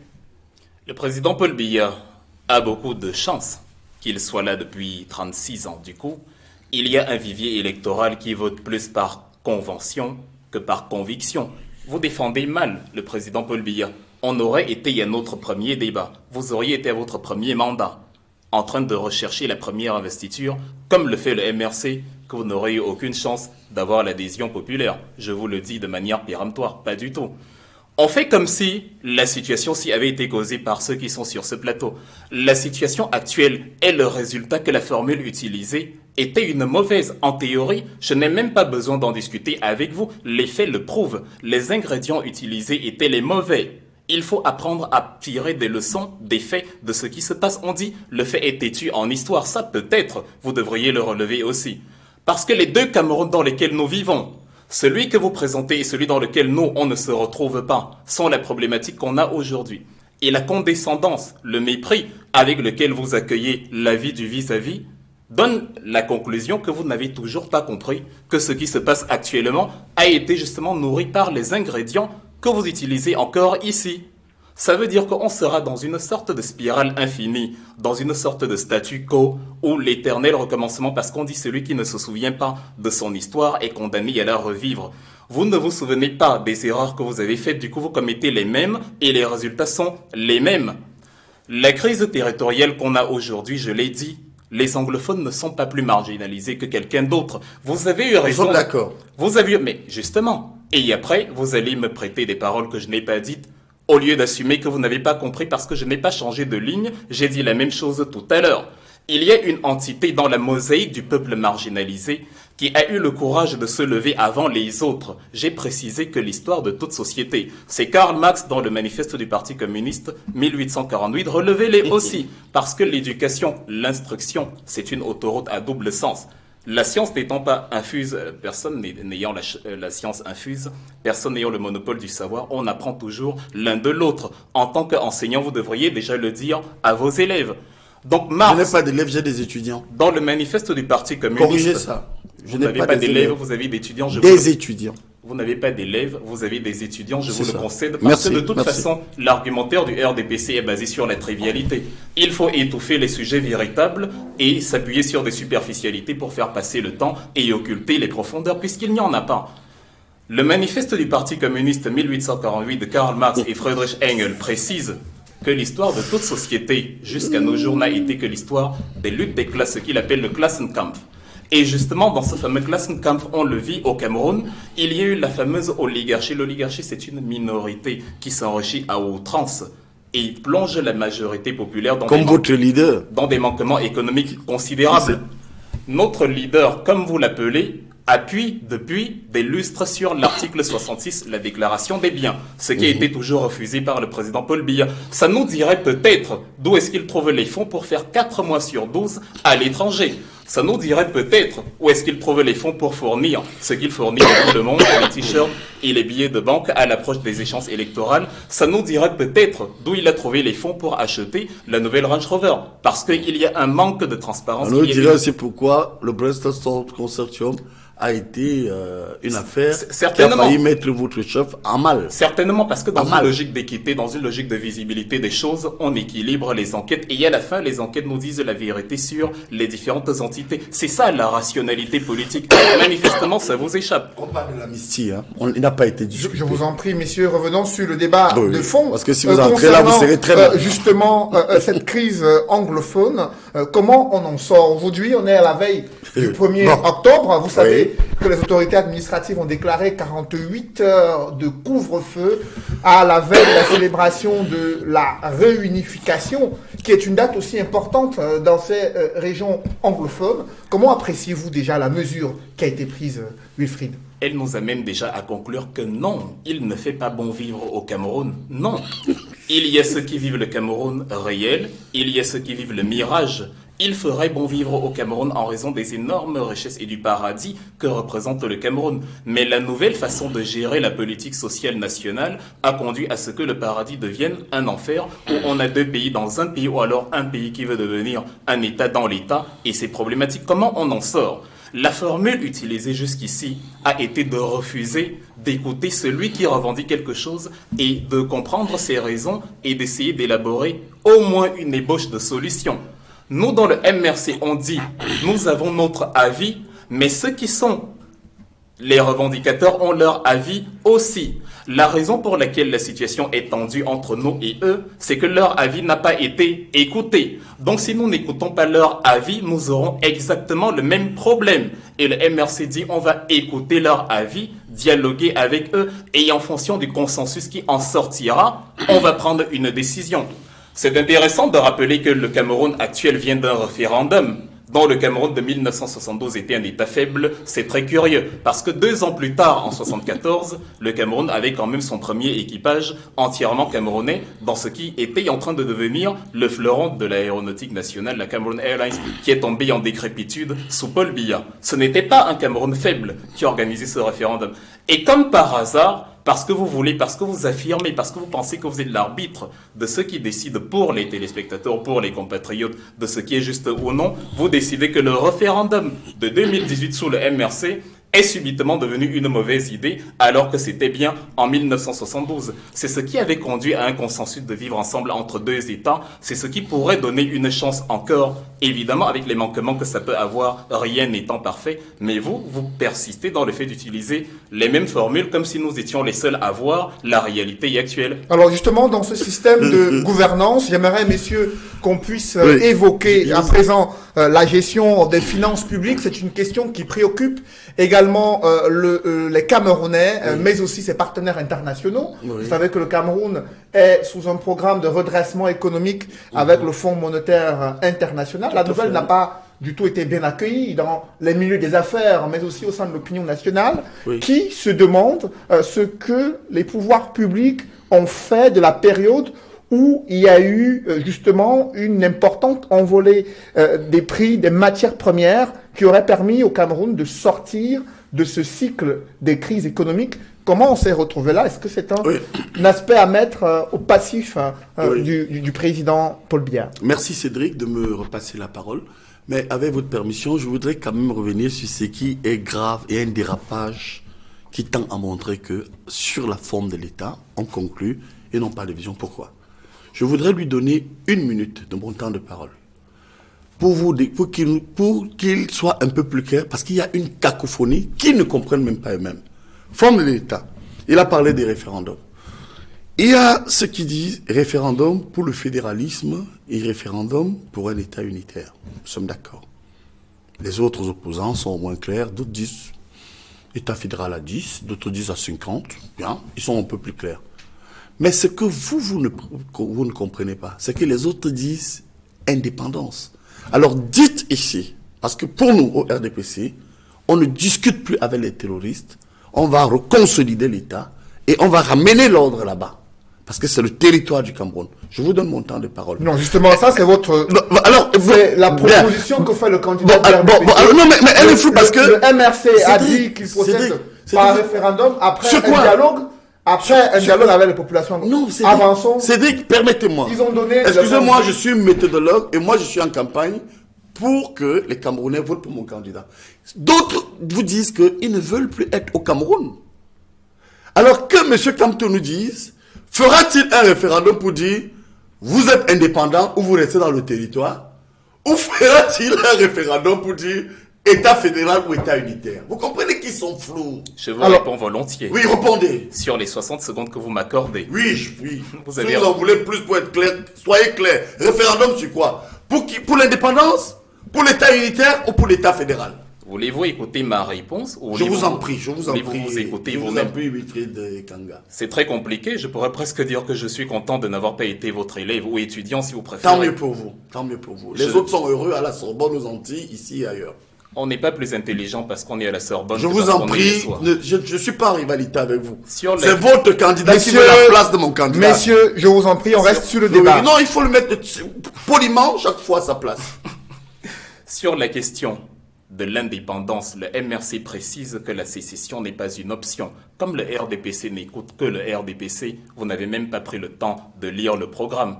Le référendum est sur la forme de l'État. Très bien, il a répondu. Et non sur la séparation. Bon, ça me rassure. Au moins, sur ce point, je vous remercie Cédric. Vous voyez que c'était important pour eux, pour les téléspectateurs de comprendre. Maintenant, sur la question. Ils sont contre l'Ambazonia. Je vous en prie. Sur la gestion des finances publiques, le Cameroun est sous programme d'ajustement avec le FMI, une nouvelle qui n'a pas du tout été bien accueillie dans les milieux des affaires. Et parmi les Camerounais qui estiment que le Cameroun a disposé durant de nombreuses années de l'embellie des matières premières et était sorti pourtant de cette période d'ajustement avec le FMI au milieu des années 2000. Et comment comprendre qu'on se retrouve encore sous programme d'ajustement? Est-ce que ce n'est pas d'abord, je vais reprendre quelque chose que mes ridoyeurs ont voulu véhiculer et que je peux répéter ici.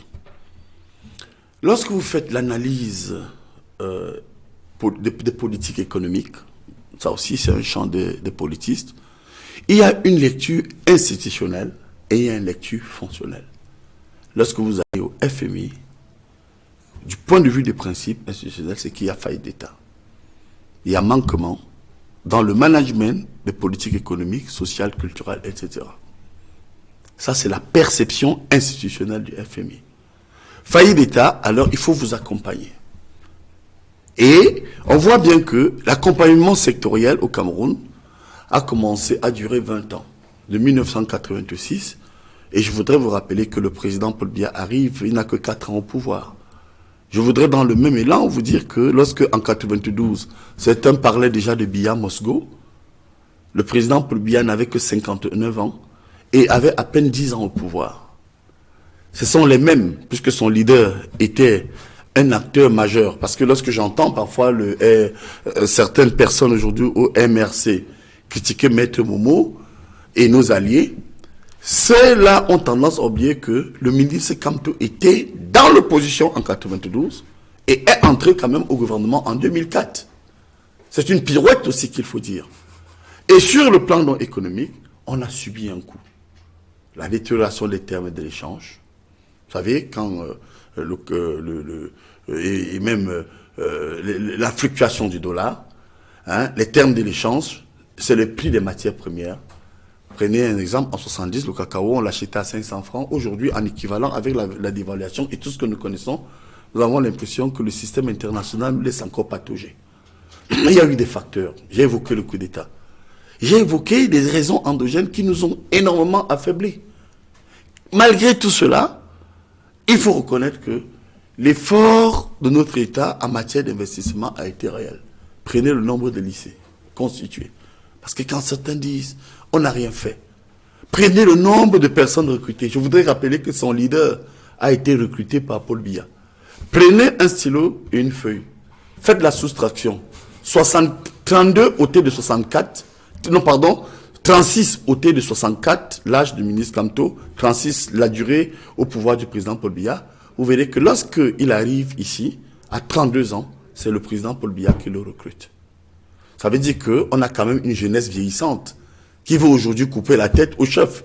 Ça veut aussi dire que malgré tout, malgré cette crise, on recrutait. Je prends l'exemple de M. Kamto qui a été recruté par le président Paul Biya.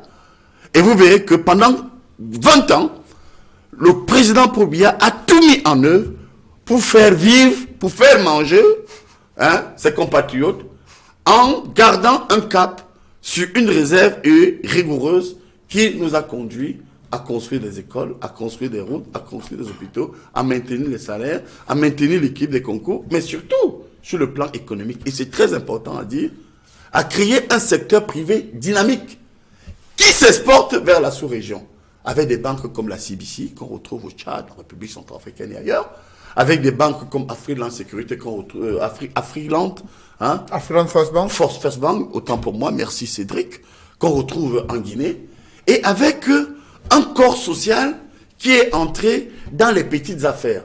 Avant le président Paul Biya, avant qu'il n'arrive au pouvoir, je vous assure, très peu de Camerounais savaient qu'ils pouvaient faire des marchés publics. Donc il y a donc toute cette dynamique qui fait que on a pris quand même un coup au-delà des facteurs internationaux, fluctuation du dollar, hein, et puis détérioration des termes de l'échange. Mais il y a aussi une dimension endogène que moi je ne peux pas occulter, parce que dans mon parti, nous, les progressistes, les biaïstes, nous avons également dénoncé un certain nombre de choses qui ont gangréné ce système que je soutiens, notamment la corruption, les détournements de fonds, les jongleries ministérielles comme on a vu avec son leader lorsqu'il était ministre délégué, ou encore comme on a vu avec une personnalité comme Edouard Tutus qui a un château et qui dit que le Cameroun va mal. Donc les trahisons, quand on voit un monsieur qui a travaillé à la présidence comme Penda Ikoka et qui vient dire que vraiment il pouvait faire ci ou ça. Donc vous voyez que tout ça, ce sont des facteurs qui ont freiné, et ça il faut le dire, ça je constate ça à Wifé Kanga, ces détournements et cette dynamique de corruption qu'on ne peut pas contrôler, Justement, le Cameroun, ont pesé quelque peu sur le Cameroun. Le Cameroun, désormais, sous programme de redressement économique avec le Fonds monétaire international. Wilfried Ekanga, les arguments que viennent de présenter Messanga Nyamding pour expliquer la situation dans laquelle se trouve le Cameroun sur le plan économique, avec le FMI désormais comme gendarme de l'élaboration du budget et de la gestion des finances publiques au Cameroun. Quelle est votre analyse à ce sujet? Est-ce qu'elles sont fondées? Est-ce qu'elles sont convaincantes? En fait, il est dans la droite lignée de ce qu'on attend de lui. On est du RDPC, on défend. Quoi qu'il arrive, comme moi je suis MRC, je défends, c'est de bonne guerre, sauf qu'il y a un bilan, il y a des faits, il y a ce qu'on veut faire des faits et qui n'a rien à voir avec la réalité forcément. Le bilan du Cameroun, malheureusement, est un échec et je le dis avec tout l'amour que j'ai pour mon pays. La crise économique, la dévaluation du dollar et tous ces mécanismes ont aussi touché la Libye, autrefois la Libye de Kadhafi, minuscule pays en zone désertique, mais qui affichait un taux d'endettement de seulement 3%. Il est même descendu à 2% en 2008 au plus fort de la crise. Dans le même temps, après y avoir atteint le point d'achèvement en 2006, on se retrouve aujourd'hui, une dizaine d'années plus tard, à une situation encore plus compliquée qu'avant. Pendant que dans certains pays, malgré tout ce qu'on disait d'eux, toute la méchanceté qu'on prêtait au président Kadhafi et tout, il se portait bien économiquement. Et le Cameroun, qui avait un bon président, qui est toujours bien présenté. Vous avez parlé de Tissus Edouard, qui a un château, mais qui dit que le Cameroun va mal. De votre côté, il a raison de le dire. De votre côté, le peuple, il n'a pas raison de le dire. Pour lui, ça va bien. Mais vous n'avez pas non plus raison de dire, pendant que le peuple n'a donc pas le même château, que le Cameroun va bien. Parce que c'est ce que vous dites, il fait bon vivre. Nous ne le voyons pas du tout. Les secteurs du Cameroun, l'investissement dont vous parlez, ça va peut-être nous amener dans le volet monétaire. J'ai un problème avec ceux qui parlent de hors sujet. Dire qu'il n'y a pas de rapport entre l'économie, l'éducation, l'enseignement, la politique. Dire qu'il n'y a pas de rapport, c'est de ne pas comprendre l'interconnexion avec cela. La Chine a aujourd'hui une place dans le Conseil de sécurité de l'ONU, c'est la politique, parce qu'elle s'est développée, industrialisée, elle a produit, c'est l'économie. Les deux vont de pair. C'est un mécanisme d'interconnexion entre tous ces éléments-là. C'est pour ça que je vais donc sur le volet monétaire en disant, dans le fameux franc CFA dont on parle tout ce temps, il y a ce qu'ils appellent le rationnement du crédit par rapport au produit intérieur brut, le ratio crédit PIB. Et la France impose, c'est ce qui a toujours été le cas, malheureusement, l'opacité du président Paul Biya qui ne veut pas dialoguer avec la population parce qu'il trouve que c'est la faiblesse, a fait que la population ne comprend pas pourquoi un entrepreneur qui parfois a un titre foncier mais ne peut pas avoir son projet subventionné parce qu'à un moment donné, il y a un plafond. À partir entre 20 et 25%, vous ne pouvez pas aller au-delà. Les banques commerciales sont interdites d'octroyer des crédits. Ça veut donc dire que la politique économique du Cameroun n'a jamais été de stimuler l'investissement. Absolument pas.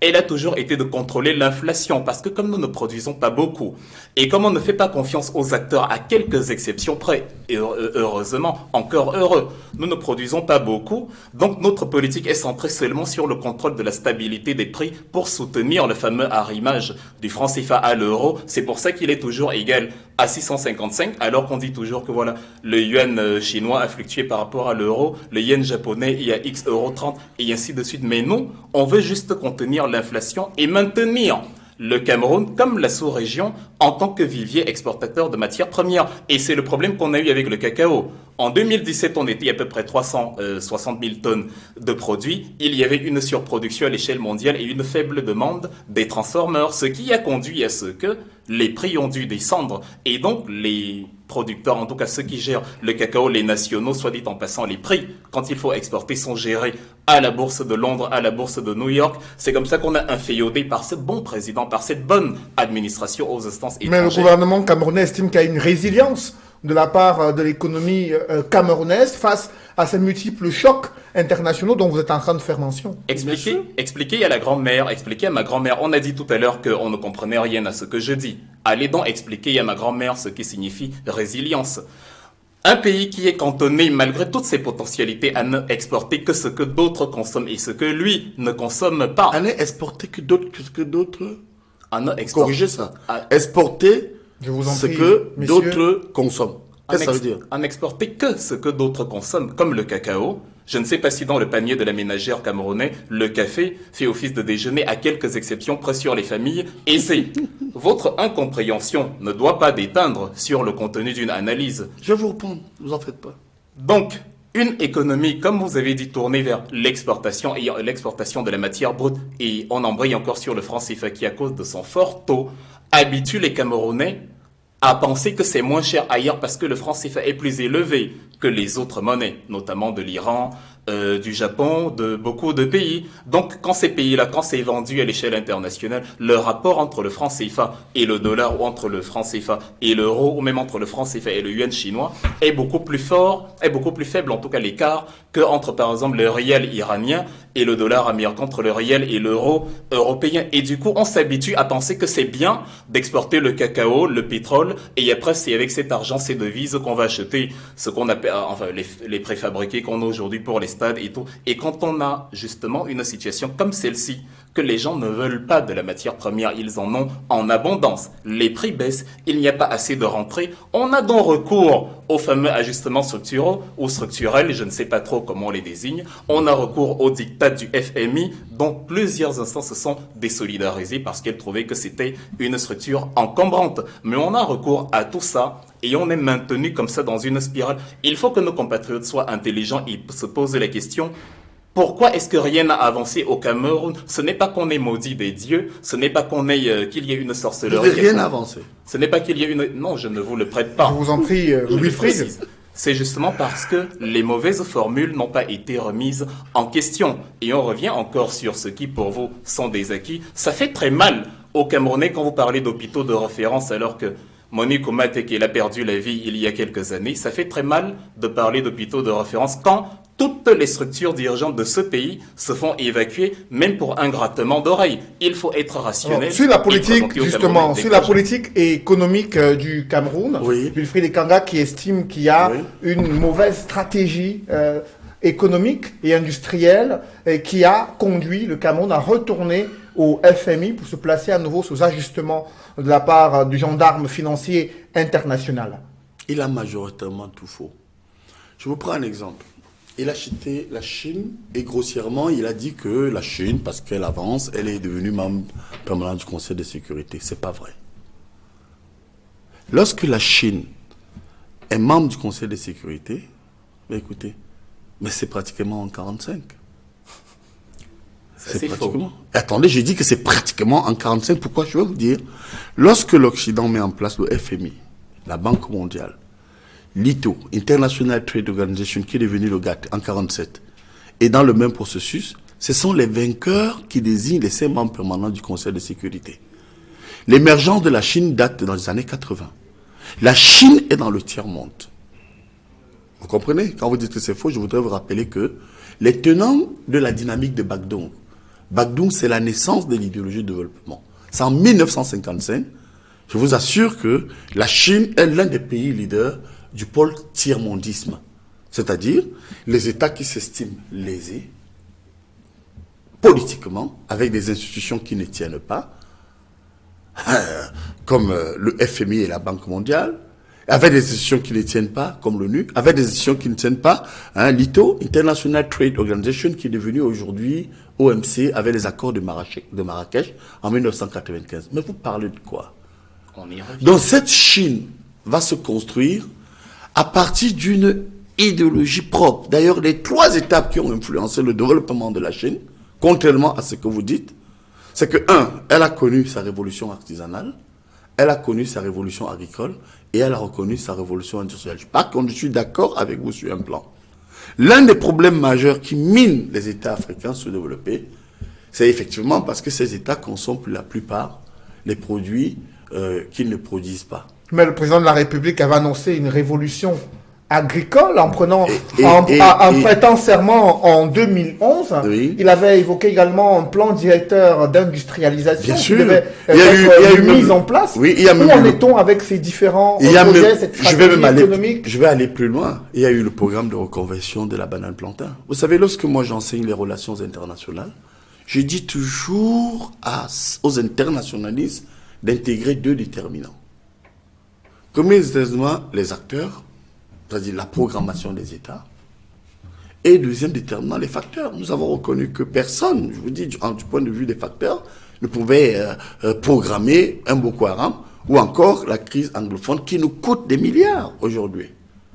Il est clair que le président, si vous le remarquez très bien, a engagé un certain nombre de projets structurants. Lorsqu'il place son mandat sur le signe des grandes réalisations, c'est que le président Paul Biya a déjà compris que nous avons, comme partout dans les pays du tiers-monde, un problème, la crise énergétique. Le président Paul Biya, mon champion qui doit être réélu, a déjà aussi compris que nous avons d'autres problèmes, celui de la transformation de nos matières premières. Et pour cela, comment il a réagi? Malgré les goulots d'étranglement, que sont la corruption interne qu'on a reconnue avec des ministres comme Kamto qu'il a eu autour de lui, mais aussi, il y a un autre facteur très important que nous avons évoqué, la guerre. Il a mis institutionnellement en place des instruments de matérialisation d'une projection vers l'industrialisation. 1, sur ce point bien précis, il a créé un ministère des petites et moyennes entreprises. 2, il a créé une banque des petites et moyennes entreprises, contrairement à ce que dit le représentant de monsieur le ministre Kamto. Je vous fais remarquer que, sur ce point bien précis, on a réussi malgré tout au Cameroun à créer une classe intermédiaire où, comme vous le voyez aujourd'hui, il y a des microfinances qui appartiennent à des Camerounais. Vous avez une petite et moyenne industrie qui appartient à des Camerounais, au point où l'indicateur réel, puisqu'il y a un indice de développement, et là je vais le surprendre, le Cameroun aujourd'hui, en Afrique subsaharienne, est en 3e position après l'Afrique du Sud et le Nigeria en matière de projection industrielle et de petites et moyennes entreprises. J'ai les chiffres et nous sommes entre nous. Vous voyez que, et l'un des indices, prenez l'indice du développement humain, vous verrez que dans le monde, partout où il y a un flux migratoire très poussé, c'est que ce pays attire. Vous verrez difficilement les Camerounais partir d'ici pour aller dans les pays voisins s'installer. Hormis, c'est vrai, d'un autre côté, on a des jeunes et des compatriotes qui se battent pour aller remonter et accompagner des économies dans la plupart des pays voisins. Mais j'attire techniquement votre attention que c'est l'un des pays où on accueille le plus de migrants en Afrique. Je vous assure, Wilfried, ça il faut aussi le noter. Alors, ne venez pas en politique au hasard. Si aujourd'hui, un pays comme le Cameroun accueille massivement les Nigériens, les Gabonais, les Congolais, les Tchadiens, les Maliens, mais c'est qu'il y a quand même quelque chose. Alors, ce dynamisme... Vous n'allez pas là où il n'y a rien. Et je peux vous dire qu'aujourd'hui, en Afrique, nous sommes le leader dans la sous-région CEMAC parce que vous, Camerounais, vous êtes tellement gâtés par Paul Biya parce que, effectivement, les petits emplois, les Camerounais n'y vont plus. Regardez aujourd'hui. Quels sont ceux qui font les pièces détachées? Ce sont les Nigériens. Quels sont ceux qui tiennent les restaurants? Ce sont les Nigériens. Quels sont ceux qui font au point où, aujourd'hui, ce que j'appelle les officeurs de maison, c'est-à-dire ce qu'on appelle vulgairement les ménagères, ils ne sont même plus des Camerounais. Alors, on va chercher... Vous évoquez une politique industrielle. Il y a une dynamique... Ce dynamisme-là dont vous parlez, je vous en prie, permettez à... qu'ils réagissent aussi Je vous en prie, sur ce dynamisme. Je demande la permission à Cédric de chuter pour lui montrer la projection. Sur ce dynamisme, vous allez revenir. Elle se matérialise par quoi? Vous allez par l'évoquer la mise tout à en l'heure. place des barrages de Meveugle, de Mekin. On va en parler justement de la question énergétique. Il y a d'autres instruments. Oui, mais Sanga Niamdi. Les facteurs Alors, bloqués. ce dynamisme économique Soyez honnête. C'est pas dont vous vous faites faites champion que vous n'aurez pas, que vous allez. Ce dynamisme dont vous faites mention, M. Sanga Niamding, est-ce qu'il profite aux Camerounais ordinaires, Wilfried Ekanga? Est-ce que ces indicateurs dont vient de faire mention M. Sanga Niamding sur le plan économique, est-ce que cela profite aux Camerounais? Est-ce que cette économie est inclusive, Wilfried Ekanga? Apparemment, puisque les ménagères et les petits métiers sont pris par les étrangers, apparemment, le Camerounais, il y a une classe moyenne au Cameroun,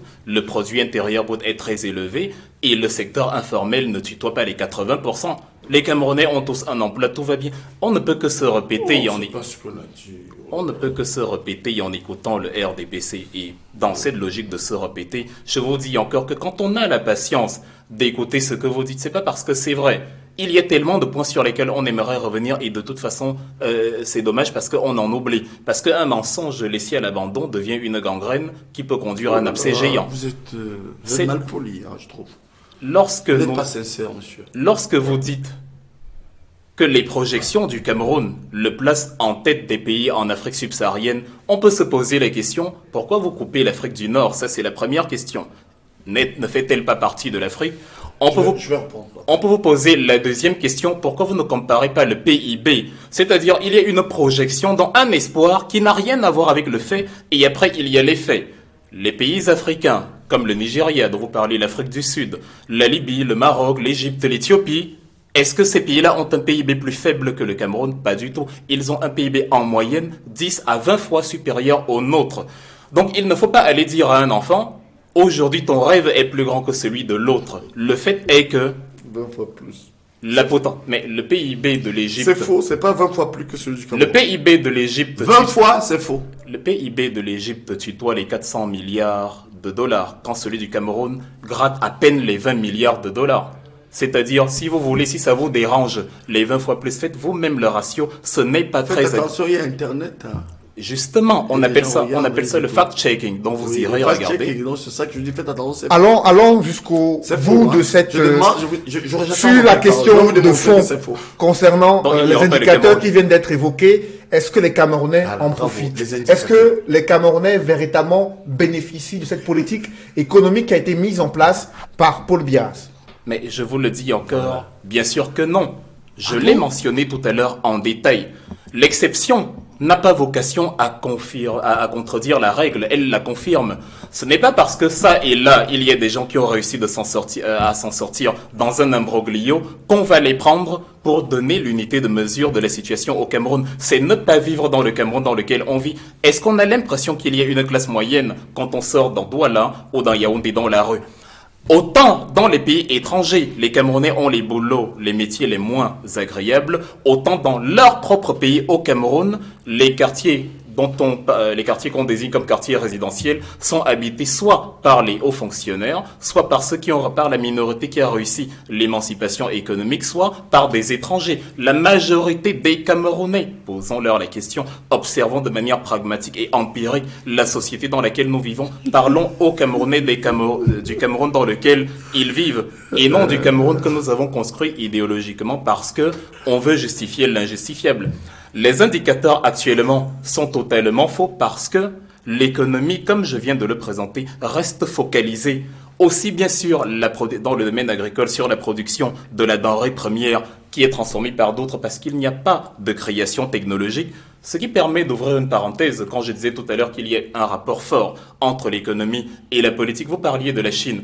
En 1945, déjà, la Chine, comme on la connaît aujourd'hui, n'existait pas. C'est le 1er octobre 1949 que Mao Tse-tung proclame nous sommes d'accord. La République populaire. Et vous confondez peut-être la République de Chine. Non, je comprends rien. Je vous ai parlé de la création de l'Union. Le Taïwan d'aujourd'hui, parce que c'est en 71, c'est dans les années 70 que la 49, je suis d'accord avec vous. Que la Chine intègre justement le Conseil de sécurité. Et c'est parce que... les Occidentaux l'ont voulu. Il n'y a pas que le volet économique, il y a le volet militaire. La Corée du Sud l'a bien compris. compris récemment, en s'appesantissant d'abord sur l'autonomie nucléaire avant même l'économie. C'est en 64 que la Chine élabore sa bombe atomique.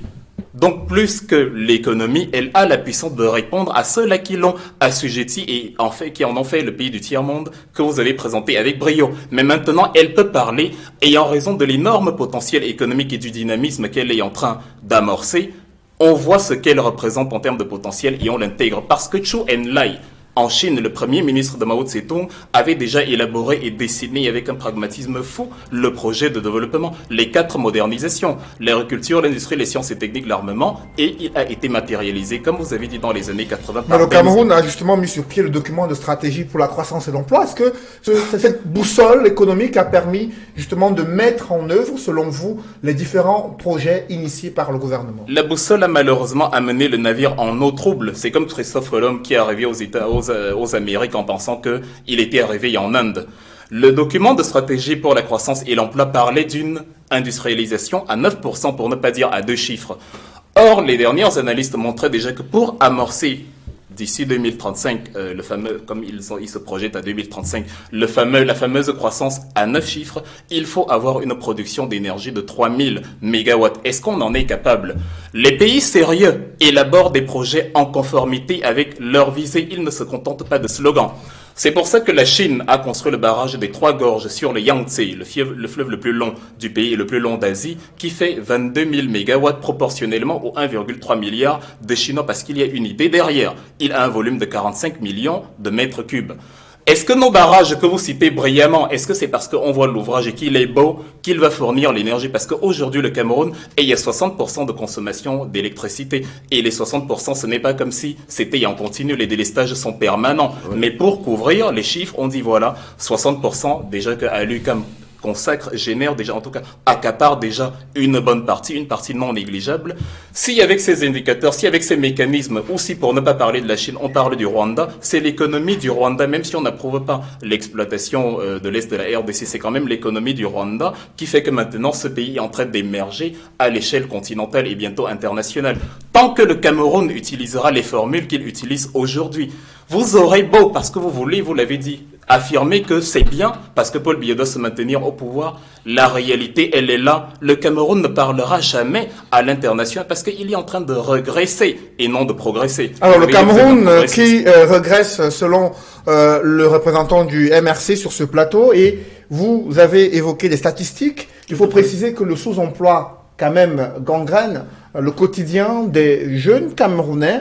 Et au moins 40% de la population vit sous le seuil de pauvreté selon l'INS. Est-ce que ces chiffres ne viennent pas contredire les ambitions du gouvernement camerounais élaborées dans le document de stratégie pour la croissance? D'ailleurs, j'irai plus loin que vous. Le sous-emploi ne touche pas seulement le secteur privé, mais le sous-emploi touche, je dirais aussi du point de vue salarial, les fonctionnaires.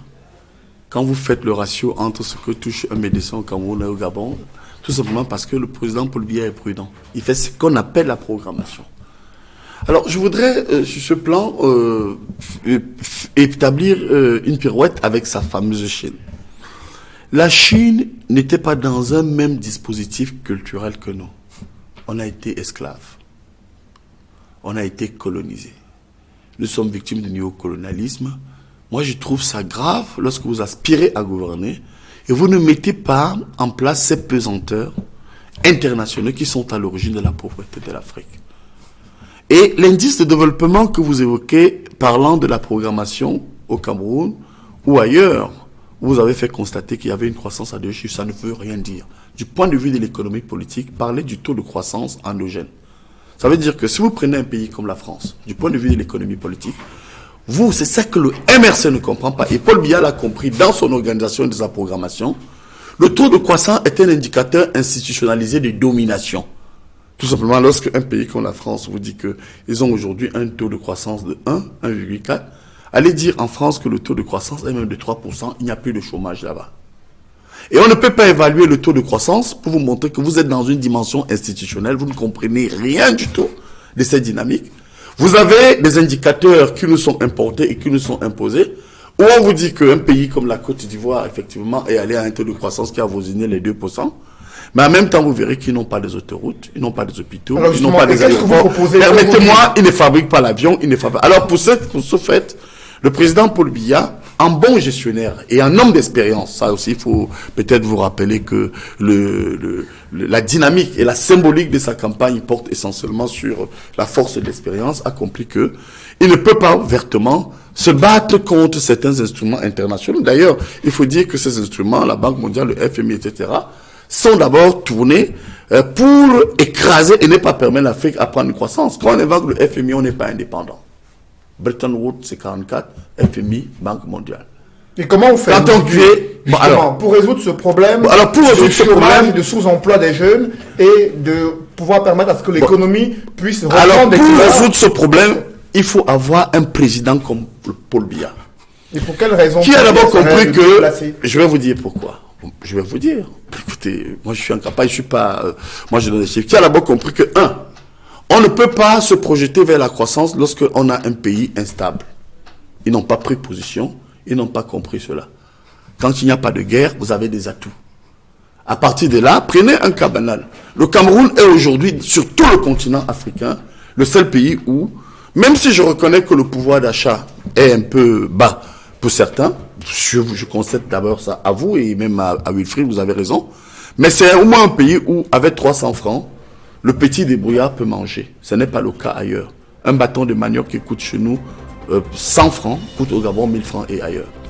Et il y a un autre élément qu'il faut évoquer, c'est que notre pays, aujourd'hui, est en train de créer une dynamique industrielle que le MRC et les autres vont pas voir. Écoutez quand ils parlent. Je vous assure, Cédric. C'est quoi cette histoire où on dit 36 ans après, c'est comme si toute cette performance identifiée que je démontre ici, elle n'est pas réelle. Prenez le secteur privé de notre pays, du point de vue de l'économie politique. Faites attention, moi, vous savez, je ne viens pas me jeter les fleurs, je ne suis personne, mais je suis spécialisé en droit international économique. Et sur ce point, il y a les mécanismes et les règles de jeu qui font qu'aujourd'hui, 80% du secteur privé, chez nous au Cameroun, est tenu par les nationaux. En guise d'illustration, prenez les hôtels. Le parc hôtelier camerounais est tenu à 90% par les Camerounais. Prenez les quincailleries. Prenez aujourd'hui les supermarchés. Contrairement aux pays voisins où on voit une prolifération des sociétés internes, vous allez vous rendre compte que les sociétés de transport, quand vous prenez touristique, sans publicité, je peux citer Garantie, je peux citer, mais reconnaissez que le président Paul Biya a transformé ce pays où, justement, aujourd'hui de plus en plus, prenez la petite restauration, prenez même des écoles privées. Les universités on vous a bien suivi, professeur Messanga Niamdi. Prenez même des salles. Arrêtez de dire que Paul Biya n'a rien fait. Après vous, ça suffit. Messanga Niamdi. Être candidat, c'est pas raconter des histoires. Je vous en prie, quand même que je vous en prie. La projection qui vous avez évoqué. À la fin, vous fatiguez tout. Vous avez évoqué. Vous dites tout. Vous avez évoqué ce que propose Paul Biya. Maintenant, permettez à Wilfried Ekanga de s'exprimer. Démontrez aussi. Permettez maintenant qui n'a rien fait, monsieur Ekanga. Permettez maintenant à Wilfried Ekanga de s'exprimer. Cette petite chansonnette en disant que 36 ans, rien n'a été fait. Merci. Donc je vous en prie, Wilfried Ekanga. Maintenant, qu'est-ce que vous proposez concrètement au sein du mouvement pour la renaissance du Cameroun pour transformer ce pays, pour relancer la croissance économique et la rendre plus inclusive pour les Camerounais? Monsieur, votre ami que j'ai vraiment apprécié et dont la disparition m'a fortement touché, Charles Etebe Yéné, avait crié un mot envers un animateur de la place où il disait défroquer. Vous avez défroqué sur le plateau, monsieur Messanga Niamdi. Pas du tout, je suis un homme politique professionnel. Oui, en tout cas. C'est de la conviction politique. Si vous le dites, mais vous avez vu Chirac à l'époque? Vous avez vu Mitterrand? Restons, moi, monsieur, il nous reste quelques minutes. C'est comme ça Wilfried Ekanga de s'exprimer sur ce qu'il propose du MRC sur la croissance économique, comment la relancer et comment la rendre plus inclusive. Parce que le décibel avec lequel on exprime un argument ne détermine pas la véracité de cet argument. Vous parlez de la question du journalisme. Le MRC, je suis en train d'y répondre. Alors, le MRC propose de camerouniser la production. C'est bien d'avoir des hôtels tenus par les Camerounais. C'est bien d'avoir des bus tenus par les Camerounais. Mais dans ces hôtels, tout le mobilier vient d'ailleurs. Tout est importé. Pourtant, le Cameroun produit le bois. Absolument tout est produit par d'autres. Vous faites beaucoup d'hôteliers. Allez-y, La filière. Je vous en prie. Allez-y. Ils vont vous répondre. Permettez-moi, Sangha Je Niamding, n'attends je puisse parler. Pardonnez-moi, Cédric. Je n'attends que cela, et pire, dans les structures les plus luxueuses. C'est là qu'on voit l'importation de tout, même des aliments, alors que le Made in Cameroon serait le fleuron de la propagande culturelle de notre pays. J'ai pris Touristique ce matin d'ailleurs, et comme par hasard, ce sont des sandwichs, le modèle de consommation européen qu'on nous sert, et Coca-Cola, une boisson encore étrangère qu'on nous sert. Peut-être qu'ils vont me répondre, comme vous le dites, je n'attends que ça. Une vraie économie n'est pas une économie où les routes sont belles, où il y a les gratte-ciel, etc. Une vraie économie, une économie solide, c'est où ces belles routes et ces gratte-ciel sont produits au moins en majorité par les nationaux. C'est ce que fait par exemple la Chine, où à plus de 50%, vous n'avez pas le droit de détenir une concession chinoise. Alors, et vous, au sein de Le la MRC, justement, Vous proposez quoi? la contre-formule, Mina idée. je vous en prie. Wapulange. Je vous en prie. Mais Sangha Niamding, permettez que là, jusqu'au Moi, je bout. vous fais du spectacle Alors, politique. allez-y. oui, vous faites du Wilfried de spectacle. Kanga, allez-y jusqu'au bout de vos pensées. Le MRC propose la contre-formule de ce que je viens de citer. J'ai commencé en disant on camerounise la production. Dans les communes, le MRC veut créer ce qu'on appelle les écoles de métiers. C'est-à-dire on va séparer l'enseignement de la théorie et prioriser la pratique. Prioriser les formations techniques, les formations technologiques, parce qu'il y a du génie. J'en ai rencontré un. J'en ai parlé dans une télévision de la place Arsène Thomas Biolé, que vous connaissez peut-être.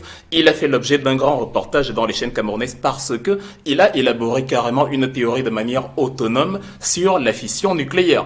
On dit que lorsqu'il y a une perte de masse, il y a un volume d'énergie énorme qui se dégage. Ça fait que pour le potentiel énergie Cameroun, ce sera un élément clé dont on aura besoin. Et le MRC veut justement intégrer toutes ces intelligences-là dans les écoles de formation, dans les écoles de métier qu'il veut créer, même pour ceux qui n'ont pas fait de longues études ou qui n'ont pas de diplôme, parce qu'ils disposent souvent d'un talent énorme dans d'autres domaines, on va le mettre à profit, et c'est ces intelligences-là, réunies dans les structures que l'État aura mis en place pour eux, qui produiront pour l'État, comme les jeunes Chinois et Sud-Coréens le font, en fabriquant des drones, des petits gadgets, et matérialisent déjà la grande intelligence qu'ils seront demain.